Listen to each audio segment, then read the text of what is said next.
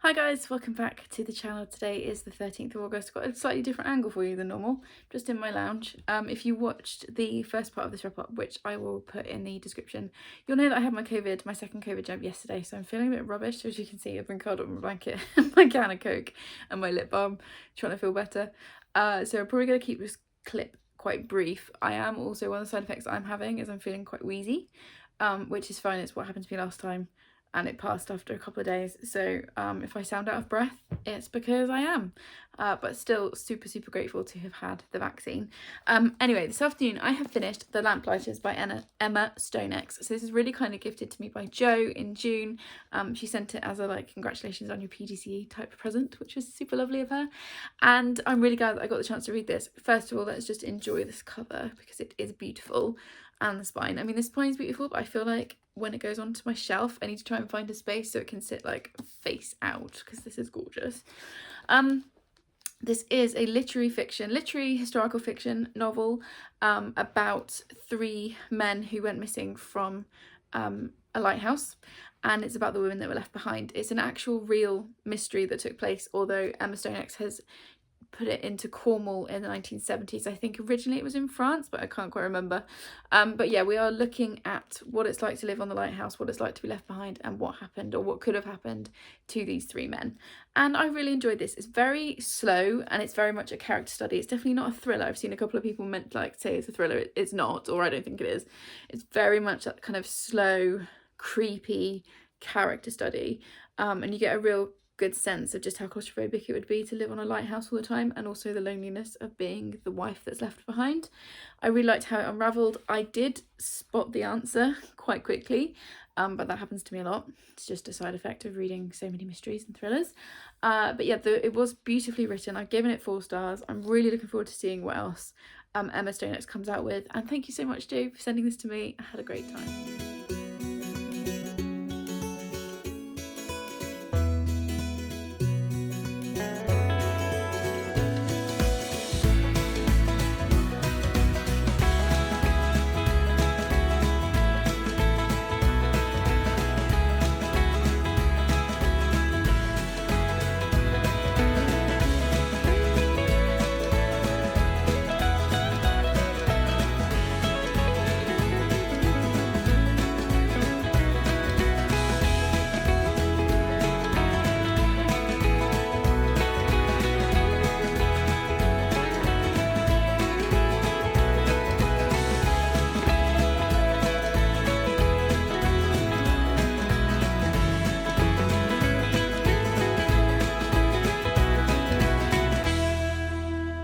It's the 15th of August, and as you saw from that little montage of clips, we travelled down to my aunt and uncle's house yesterday, and we surprised my mum for her 60th birthday with a big party with all of her friends and family, and it was a really good day, but we're also really tired today.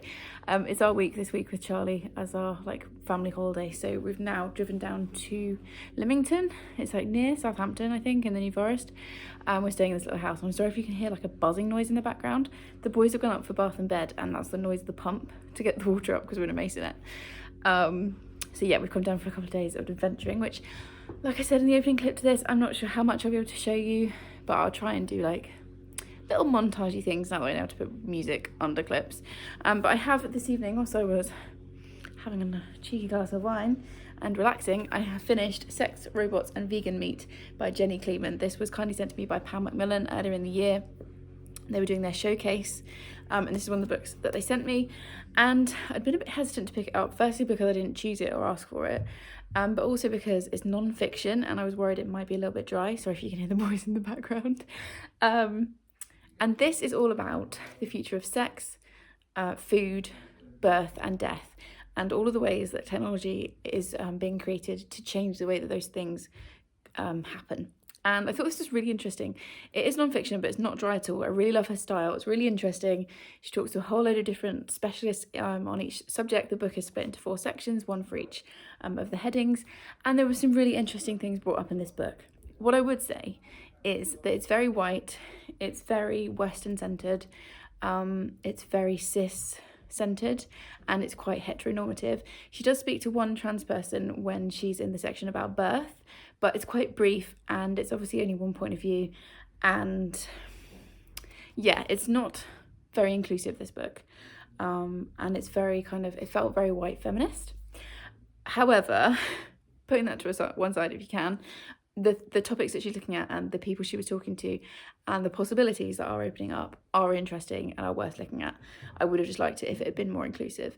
One of the other things I really liked about this is it reminded me again that Margaret Atwood is a complete genius, because a lot of the things that are talked about in here, so things like the way food might be produced in the future from growing cultures in a lab rather than from a whole living animal, and also the idea of birth and pregnancy changing, and also end of life and death, are all things that Atwood has written about in her work. So I was reading it, I was like, why is this familiar? And it's like, oh, it's from that novel that Atwood wrote in the 80s. She was way ahead of her time. So yeah, I enjoyed this. It's interesting. It's got some interesting discussion points and like things I now want to go and find out more about.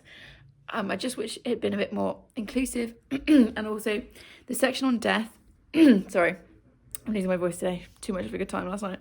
The section on death was a lot shorter than the others, and we were also only looking at one person and one thing that they are doing, whereas the other sections kind of looked at a variety of different options that are around. So I felt like that section could have been kind of made wider, and I didn't love the epilogue at the end. However, I've still given it 4 stars. It was very interesting, and I mean, for the title alone, that's got to be worth a few stars, right?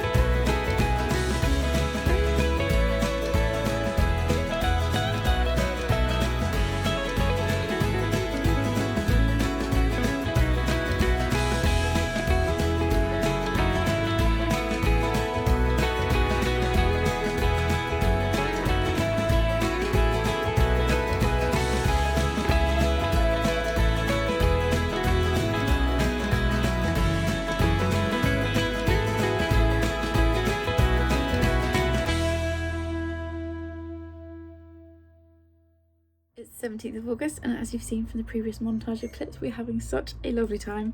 We started a holiday at 9 o'clock yesterday morning with an hour and a half on the inflatable assault course on the sea, which was absolutely brilliant fun. I am a massive ball of pain today, but we really had the best time. If you do go to that, I would recommend hiring the wetsuits. It's only a £5, and I think it saved us because you are literally in the sea, so it's cold, but yeah, we just had the best time. I was pretty rubbish at it, but as someone who is scared of heights and has bad coordination, I'm really proud of the bits that I managed to do, and it was also just fun for me, like just bobbing along watching the boys run over things and stuff. So yeah, had a really good day. And then today we've been to Beehive House, which is just incredible. It's got the National Motor Museum in it, which was interesting, and also they had a Top Gear exhibition, but then also the house and the gardens are absolutely stunning. So we've had a really nice day. We've just come back now to basically crash out. But I did finish a book last night, which is The Body in the Library by Agatha Christie. This was sent to me a couple of months ago by Leanne at Literary Divergence. Literary Divergence. My brain was going, what? Because she's also she's got different names in different parts of the internet, but yeah, Leanne from Literary Divergence gifted me this book as a just because kind of present a couple of months ago. It's one of her favourite series, the Miss Marple series, and I read the first one earlier in the year and then put this one onto my wish list, which turns out it's actually the third one. On GoodReads it's listed as the second one, so I was really confused. However, I really enjoyed this. I gave it 4 stars. I don't think for me Agatha Christie is ever going to be 5 stars. or at least not the Miss Marple series. But I do really enjoy them. They kind of chug along nicely. This one starts with, as you might get from the title, that a body is found in the library of a big house, and they don't know who she is, they don't know how she got there, and it's trying to work out what's happened. I did see the solution quite early on, but I did just also enjoy these. These are very like gentle, kind of cozy mysteries, focused around like village life and obviously Miss Marple, and I managed to read it without cracking the spine, which for me is pretty good going. So yeah, that's what I've been reading. I've also got my cat top on today, which was one of my presents from Charlotte for my birthday, and I was reading this with my cat bookmark that my friend Steph got me for my birthday. So it's been a very good couple of days so far. Tomorrow we are going to be doing laser tag in the woods, which is another 1.5 hour session, so I may die because I am not the fittest of people. I'm actually going to go off for a bath now because honestly I'm in so much pain whenever I move, so I think soaking my muscles is the way forward. But this was good, I enjoyed it, gave it 4 stars, and we're having a really lovely holiday. It's the 18th of August. We've had such a nice chilled morning. We're supposed to be going straight out this morning to do the laser tag thing, but they actually rang us last night and said they didn't have enough people for the session that we wanted, so we're going this afternoon instead. And actually it's worked out much better because we could just sleep until we woke up. The boys have been gaming a bit this morning and I've been reading. It's just been a really nice chilled like start to the day. And I have also finished The Strange Case of the Alchemist Daughter by Theodora Goss. So if you've been following Leanne at all this year, you will definitely have heard her talk about this book. I picked it up basically because she wouldn't shut up about it, and I know that if she really loves a book this much, I'm likely to enjoy it as well. And she was right, I gave it 5 stars. It was fantastic. We are following Mary Jekyll, who is the daughter of Jekyll from Jekyll and Hyde. Her mother dies. The book opens with her mother's funeral. Her father died when she was 7. And when she's going through her mother's papers, she finds some information that makes it look as though her mother was supporting Hyde, who was her father's assistant, and who is also a fugitive from the law. And because Mary needs money, she decides to try and track down Hyde to get the reward that's on his head. And along the way, she gets involved with Sherlock Holmes and Watson, who are helping her. And I don't want to say too much more. Like, she then meets a group of women, basically. A group of women come together who are all connected to classical monsters. And I just thought this was so much fun. It does give spoilers for Sherlock Holmes, for Jekyll and Hyde, for Frankenstein, for a couple of other classic kind of gothic novels. So if you haven't read those and you want to read them then and not be spoiled, then don't read this until you read them. But if you've read them, or if you're not worried about reading them, this is really fantastic. It was really fun. It's very feminist. It was really interesting. It kind of raises a lot of questions about gothic literature that I hadn't thought too much about before.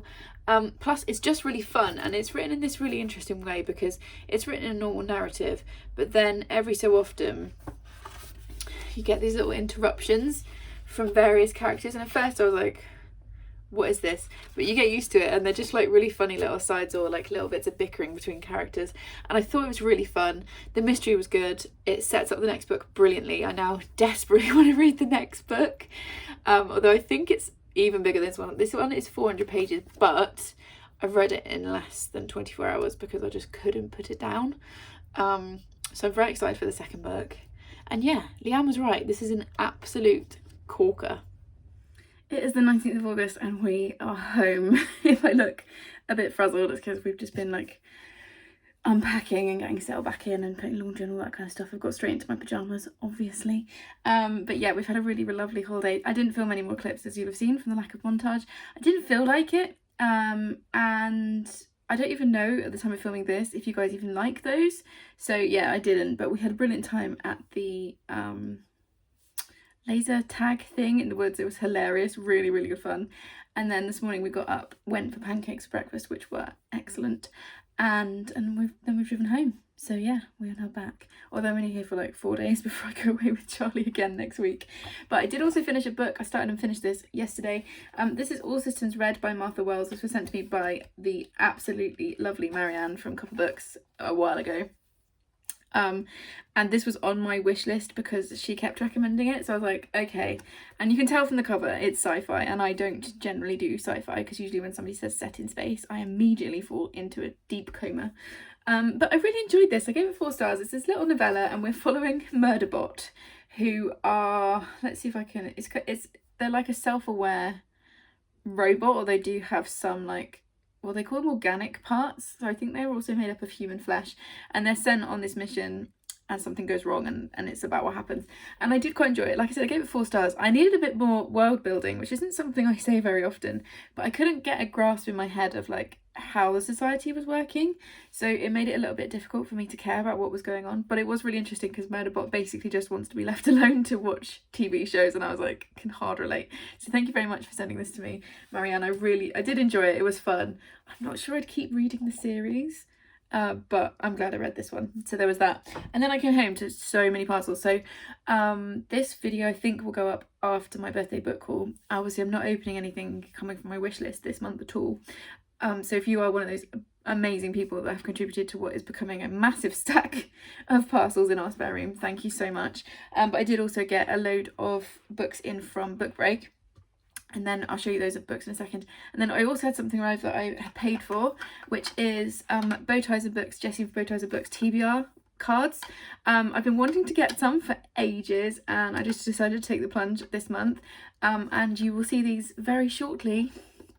Don't be surprised about how my September TBR might be getting chosen. So I'm really excited. I wanted to get them firstly to support Jessie, but also because these cards look really good. They've got really good prompts. I will leave Jessie's Booktube channel obviously linked in the description. I'm sure you're probably following them already, but I will also link their Etsy store as well. These came really quickly, which was surprising given that they came all the way from the States.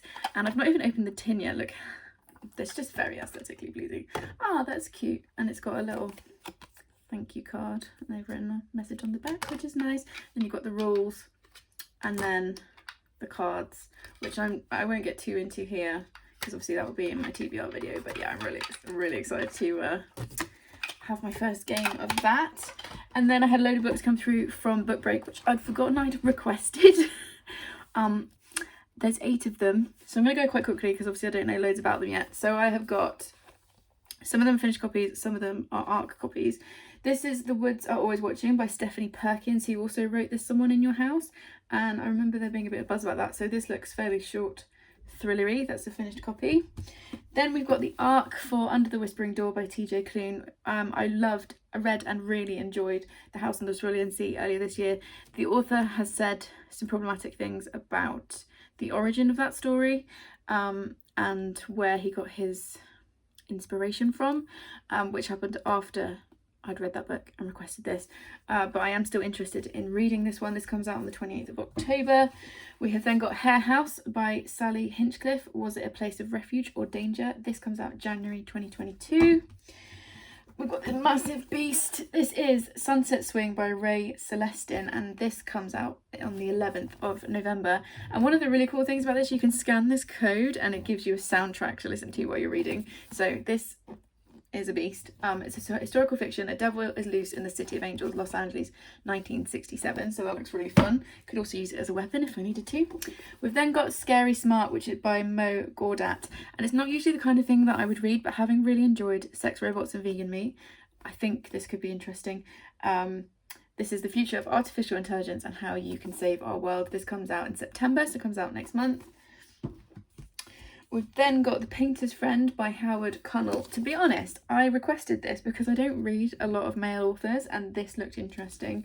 This is a finished copy, and it's beautiful. So The Painter's Friend shows the human cost of gentrification for those dispossessed.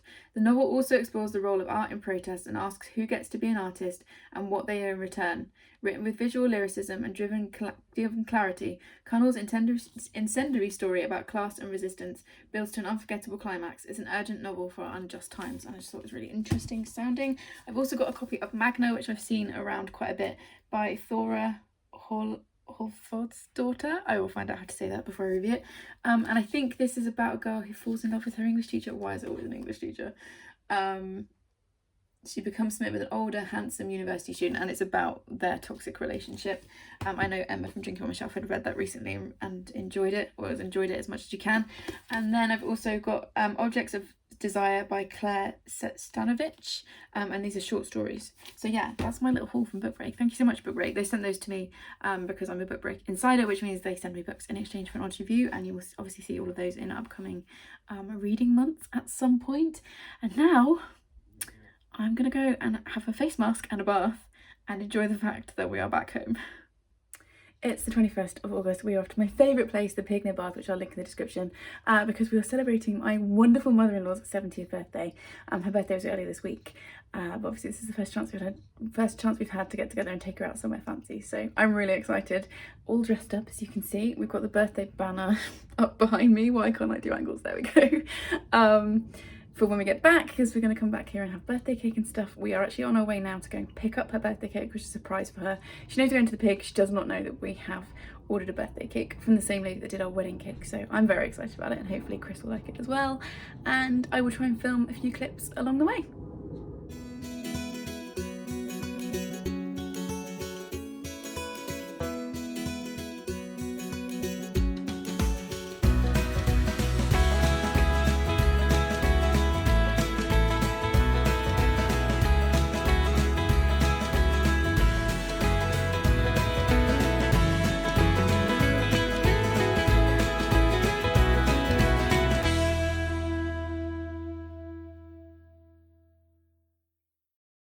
It's the 22nd of August, and as you saw from those clips, we had an absolutely wonderful time yesterday. My mother-in-law loved it. We also surprised her with tickets to see Beauty and the Beast in Bristol in September, which she really loved, and she picked me to go with her, so that's very exciting.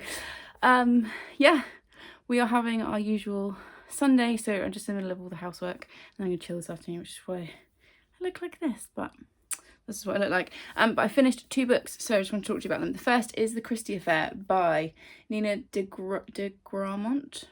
This is coming out in January. This brief was very kindly sent to me by Book Break in exchange for an honest review, and I really enjoyed this.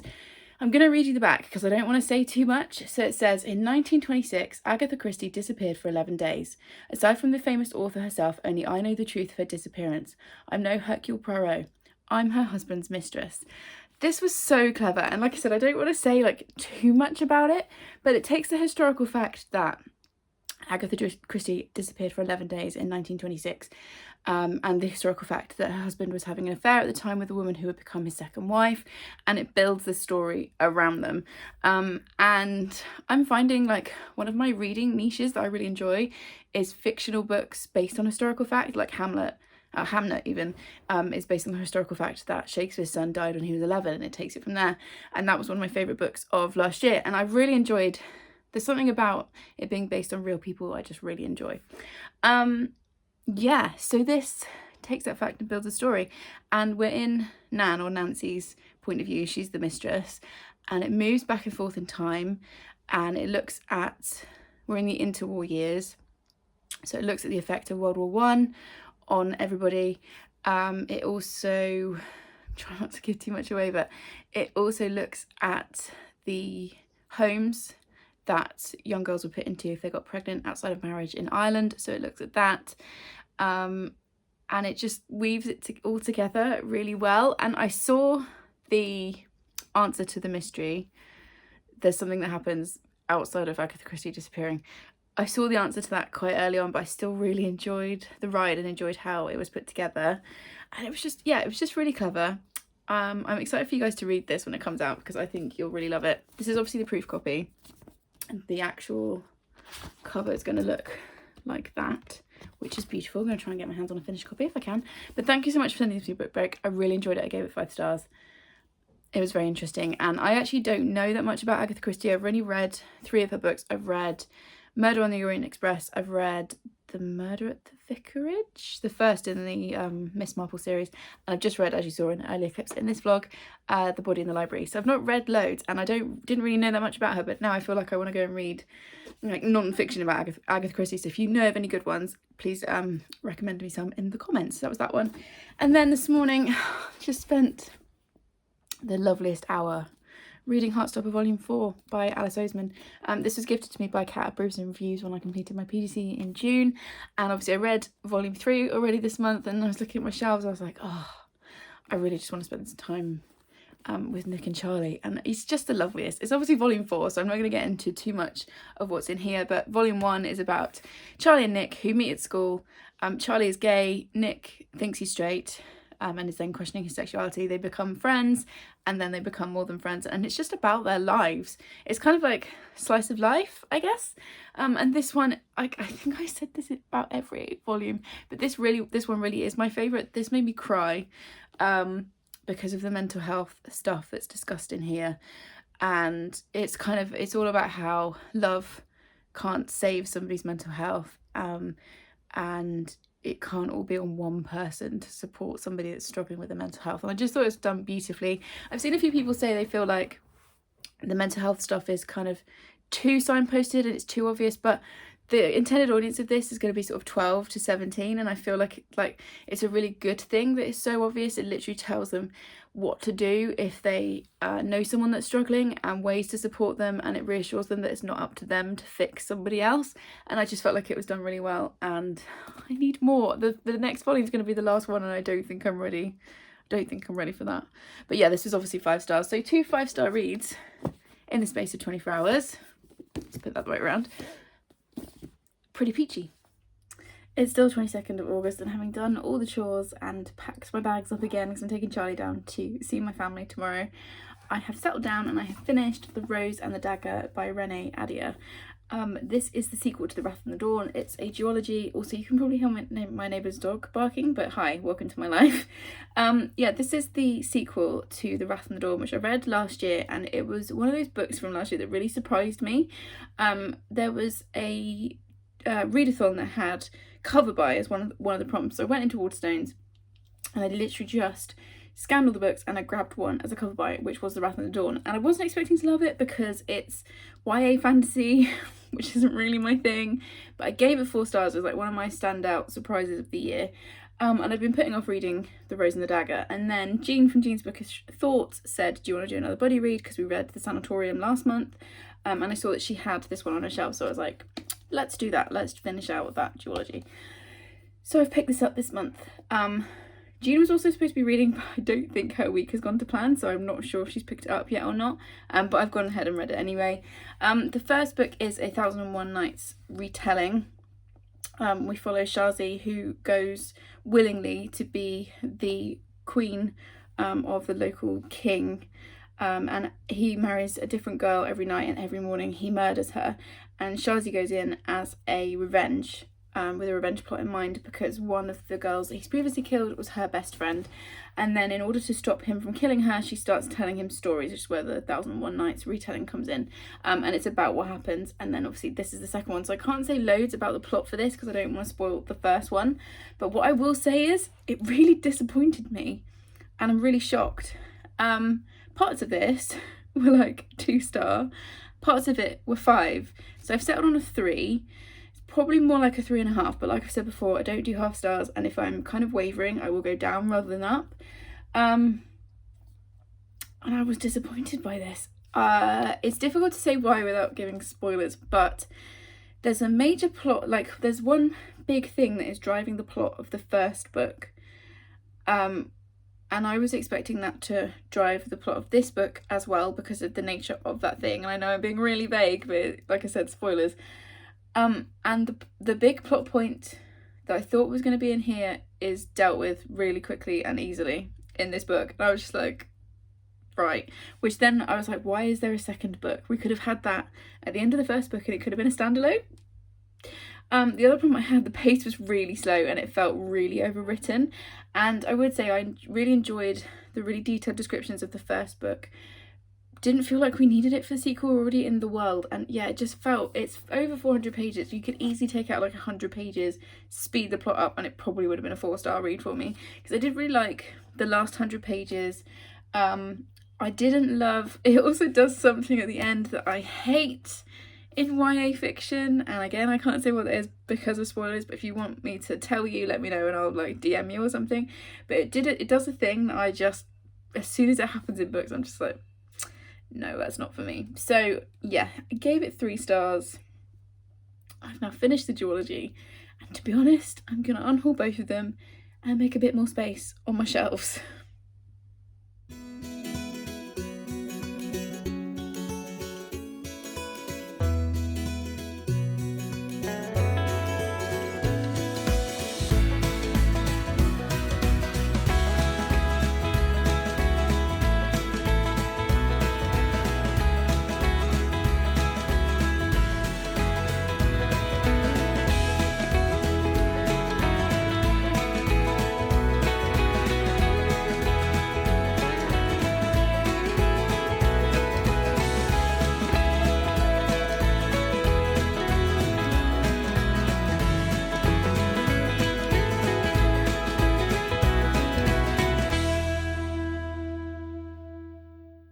is the 25th of August, and as you can see from the previous clips, Charlie and I have had an absolutely lovely holiday. We've just come down to my aunt and uncle's house for a few days, and we're lucky enough that they have got a pool, and we've pretty much been in the pool the entire time. If we weren't in the pool, we were having food. So it's been a really nice week. Seen loads of family, seen my mum loads, seen my grandparents, and we've just got back from having dinner with my dad and my stepmom, which is also really nice. I have also finished 2 books. We're going home tomorrow, so I'm kind of saving it up. The first book that I finished was Here is the Beehive by Sarah Crossan. This was sent to me by Leanne when she was doing an unhaul, and it was a book I'd heard a little bit about and heard it was written in verse, so I was like, yeah, give that a try. Never read Sarah Crossan before. We are following a woman, what is her name? I think it's Ali or Annie or something. Anna, close enough, whose boyfriend dies. And so she's dealing with grief, but also she was the other woman. Her and Connor, her boyfriend, were both married to other people, and nobody knows about her relationship with Connor, and it's about her grief and something that she does. And I've seen really divisive, this book seems to be really divisive, you either love it or hate it. I thought it was incredible. I gave it 5 stars. I found it really powerful. I think the main issue that other people might have with it is that Anna's so unlikable, and the things that she does are awful. But there was something about Sarah Crossan's writing that just kind of cuts you to the bone. And I flew through this. It's written in verse. It's like less than 300 pages. It's also got a beautiful cover, although I have to say the paperback cover I think is awful, but this is beautiful. And under the dust jacket, it's just really beautiful, like matte black. And then can you see that? It's got a little bee on it. It's just really cute. So yeah, I really enjoyed this one, and now I want to read more Sarah Crossan. So if anyone can tell me where to start other than this one with her, please let me know, because I had a really good time reading this. And then I read A Different Kind of Happy by Rachel Hambleton, who is also known as Part-Time Working Mummy. And yeah, I gave this 3 stars. I really love Rachel. Her Instagram, please follow her on Instagram if you're not already. She is so open and honest about what parenting is like. She's really open and honest about step parenting and having a patchwork family. And I just think she's fab. She's also works with a lot of women that are come out of abusive relationships, and she campaigns really hard against domestic abuse and all this kind of stuff. She's a really amazing human. And this is her first non-fiction, and it was patchy. It's clearly a fictionalized version of her life, which is fine, and that's what I was expecting. But the quality of the writing wasn't great. There were a couple of continuity errors. So at the start of the book, she describes her daughter as having jet black hair, and then a little while later she's talking about that same daughter's blonde curls, and her daughter in real life, Betsy, has blonde hair, so I feel like it just kind of slipped out. But there are a few things like that, and also the tense changed several times.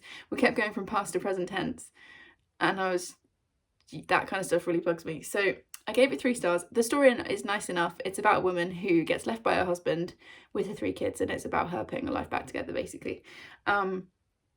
It was a quick, fun, easy read. I will read more of her books. I pre-ordered this just to support her because I think she's so fab. It just wasn't the best, but I gave it 3 stars. I would read more from her, and I'm hoping that the quality of the writing will improve as she puts out more books. It's the 26th of August and we are home. I'm absolutely shattered. We've had a really good week. I'm just tired. Like, I never sleep well when Gary and I are apart, and I never sleep well in other people's houses. So I'm just ready for like a good sleep in this bed tonight. I'm also wearing this t-shirt, this cat t-shirt that Charlotte from Books and Bargains gave me for my birthday when we were in Oxford, and I'm basically living in it now. I love it. I've come home to 2 parcels. Well, I came home to a few parcels, so thank you very much if you're one of those who has increased my birthday stack. But I've also come home to 2 parcels from publishers, so I'm going to open them. The first is from Princeton University Press, who contacted me last week about a book and asked if I wanted it, so I said yes please. And that book is How to Think Like Shakespeare, Lessons from a Renaissance Education by Scott Newstock. And this sounded really interesting. I think that's just the press release. Yeah, that's the press release. Okay.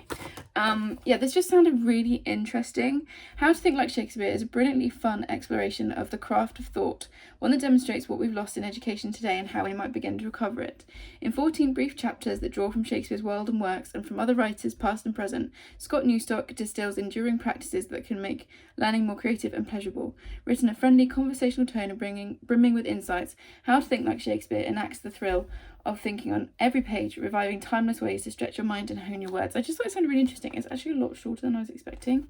Oh yeah, and quite a lot of it at the back is like references and stuff. So yeah, I thought that was interesting. So thank you very much to Princeton University Press for sending that my way. And then I've got this parcel, I'm trying to do it without showing you my address, from Pan Macmillan. And I know what it is because I agreed to take part in the read along, but I was just expecting the book. Like, how can I do this without showing you my address? There we go. Yeah, I was just expecting the book, but it looks like there's like goodies in here, so let's have a look. Oh yes, okay. Oh, there's a pin. There's a pin. I'm so easy to please. Look at this. Yeah, I suck at this. Okay, let's just lift it out of here, and then I'm really worrying about putting my address in here. Okay, so we have punky pin, people to avoid. Would it be bad if I wore that on my work thing? I have to wear a lanyard for work. Like, would it be really bad as a teacher if I wore this to work?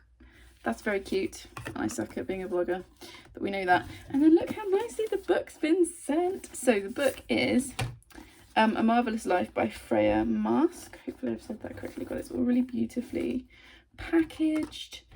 What is, oh, and they've sent, oh, nice. They've sent some William Morris postcards as well, which is very pretty. So, yeah, this comes out in November. I'm taking part in the read along, which is starting on the 4th of September. She says as if she knows what she's doing with her life. Robin knew nothing about magic, now it's trying to kill him.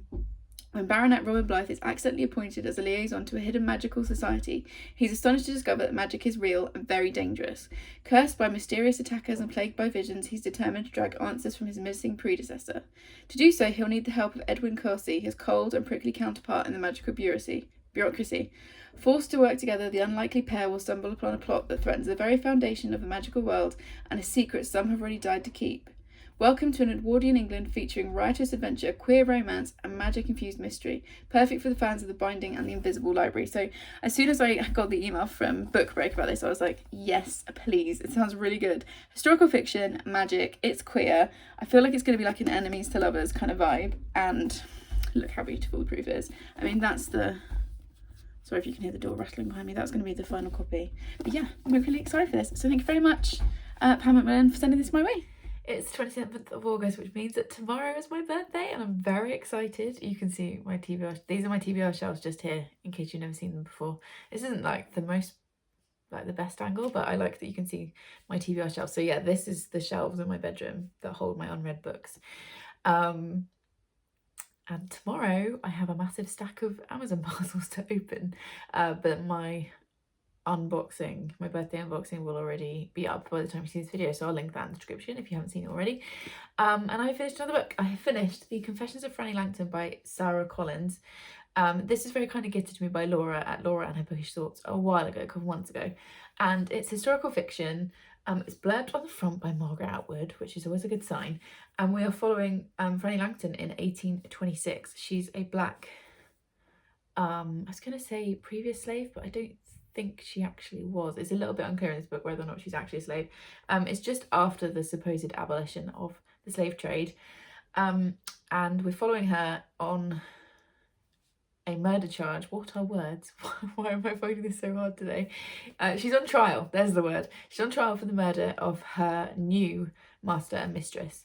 And it kind of goes from there. I don't really want to say too much. It's really well done. It's really rich. I felt like I really was in Franny's head and I could see where she was, and it was really evocative. Like the time and place was really strong because we start in Jamaica and we end up in London, and I felt like both places were done really, really well. It talks a lot about racism. There are some uses of the N-word, which are historically accurate, unfortunately, and other words that we wouldn't use these days to describe people. So just be aware of that before you pick it up. But I really liked the way this was done. I've given it 4 stars. I thought it was really solid. It was very, very creepy. I think the only downside for me was the pacing was a little bit slow sometimes, and there were a couple of things where we got to the end and I was like, but what about that thing over here? Like that thread never quite got finished. But yeah, this was a very strong debut. I really enjoyed it, and I'm definitely looking forward to more from this author.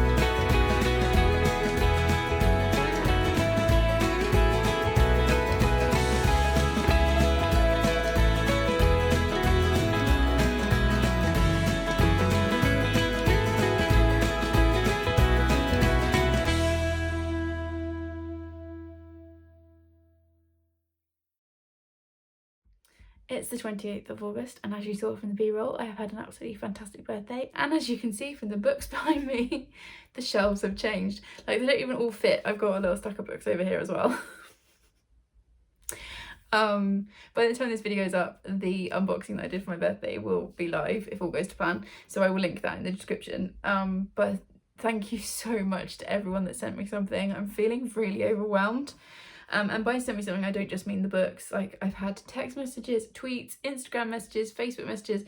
Like, I felt so loved today and just supported, and yeah, I have had a tiny cry because of it, in a good way, obviously. But yeah, I just wanted to jump on quickly. I've done like B-roll footage. Also, I've decided to DNF Rabbits by Terry Miles. I was very kindly sent this by Book Break in exchange for a nice review, but I got 100 pages in, so 25%, and I just wasn't enjoying it.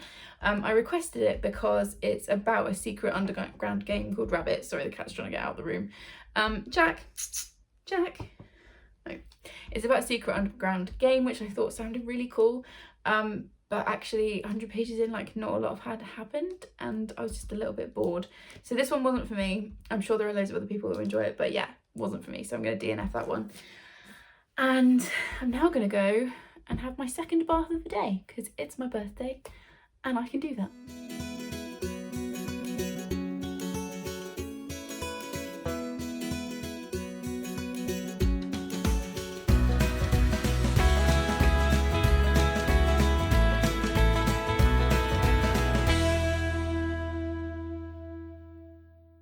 It's the 30th of August, and as you'll have seen from those previous clips we spent yesterday doing a race day. We were at an airfield, I think Abingdon, outside Oxford.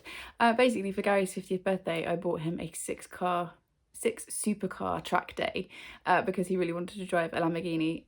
So he had an absolute ball yesterday. Charlie and I had a really good time watching him and like cheering him on. It was just a really good time. And then when we got home, he surprised me with yet another stack of presents. Like, the man had, I've been so spoiled this birthday. It's actually a little bit ridiculous. And one of the things that he bought me were these handmade, so I'm gonna have to come really close to the camera, these handmade tail earrings, which he had custom made. The company that did it was Pink Blue Studio on Etsy. I will link them in the description. And they apparently do loads of different book covers on earrings, but they didn't have the handmade tails, so he emailed them and asked if they would do them, and I'm fully obsessed. Like, they've got the blurbs on the back, like, they're so pretty. They're not that heavy. I don't wear dangly earrings a lot, but these are absolutely fine, and I'm basically going to be wearing them in every video for the rest of my life. So yeah, that was Pink Blue Studios that he got them from. And then we also came home to an Amazon parcel. We got back really late. I just didn't feel like filming last night, and something is like properly rustling in here. I didn't feel like getting on camera last night, so I thought I'd do it this morning. If you can't tell, because I'm in my filming setup, I am filming my September content today. So yes, I thought I'd open it now and see who sent me a gift or which pre-order I've forgotten about. Oh, okay, wow, yeah, this is definitely a gift. Okay, because ice cream chewits, which I think are really underrated. I feel like they are like king of sweets. I love an ice cream chewit. So whoever this was, thank you very much. I haven't found the gift note yet. Right, let's see. Oh, it's from Millie. Enjoy your gift. Okay, is there another? No, okay. It's from Millie. Let's see. Oh, what the book is. Cute! Okay, she sent me I Heart New York by Lindsay Kelk. This was recommended to me by Aoife at Pretty Purple Polka Dots, because if you've been here for longer than 5 seconds, you'll know this isn't really my kind of thing. But Aoife really loves this series, and she said to start with I Heart New York. She thought it would be a good one for me to try. When you're running away from heartbreak, there's only one place to go. So that's a really sweet present. Thank you, Millie. This is going to be a lovely time.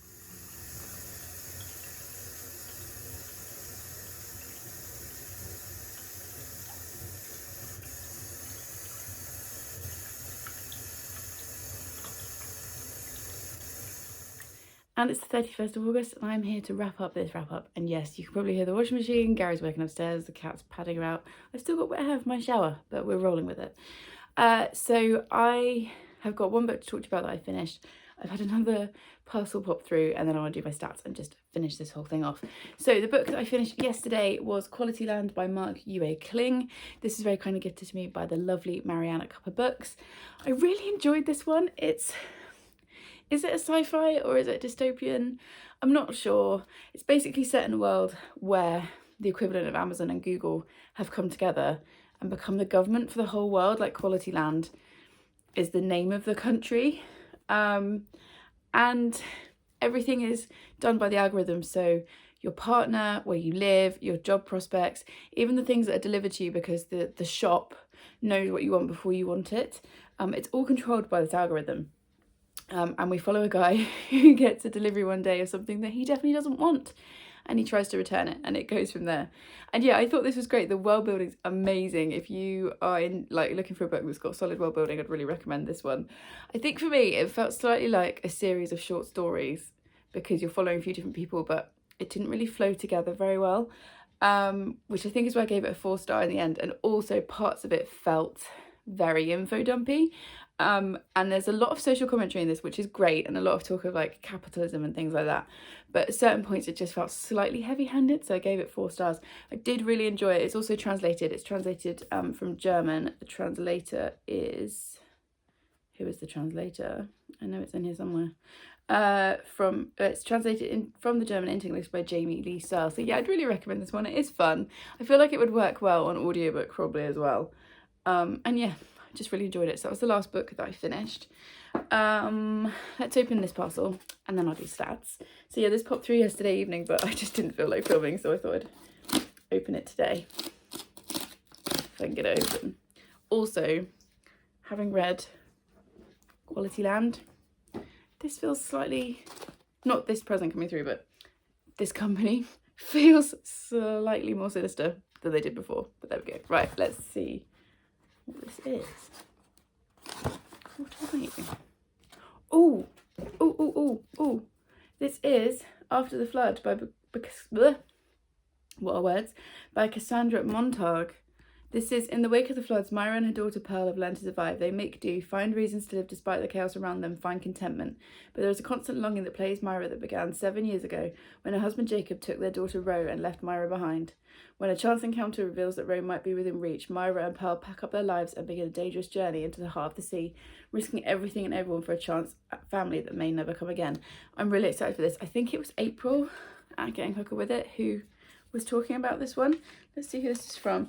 Oh, this is from Gloria. Happy birthday, Victoria. I'm so happy to call you my friend. I hope you're having a great day and that you enjoy this book. Sending you a big hug. Thank you so much, Gloria. I will link her and everyone else in the description that have channels. How beautiful is this book? That's very exciting. Okay, that's very exciting. Thank you very much, Gloria. That is wonderful. Right, let's do stats and finish this video, which I think is going to be about an hour long. So, in August, I read 20 books. Page count was 6,369 pages, which is a lot, which was around about 206 pages a day. Average star rating was 4.0. So that puts it on a par with January, in which I also read 20 books and had an average star rating of 4. Sorry, my cat is doing something weird. He appears to be trying to get behind the radiator. Well, he's vanished, so we'll see if he comes back out again. Yeah, so it's been a really good month for quality and quantity. I also obviously DNF'd Rabbits at 25%. So I've taken 21 books off my TBR, which is a good thing if you've seen the book haul that I did this month. My favourite book of the month absolutely had to be The Strange Case of the Alchemist Daughter by Theodora Goss. I'm really excited to get to the second one at some point soon. But yeah, this was definitely my stand-up book of the month. I just flew through it. It was so fun. It's got loads to say. I thought it was brilliantly done, so it's definitely my favourite book. My most disappointing, and this is what I do, most disappointing rather than worst. Oh, cat's now reappeared over there. He's like gone along behind the sofa and popped back up. He's having his funny 5 minutes.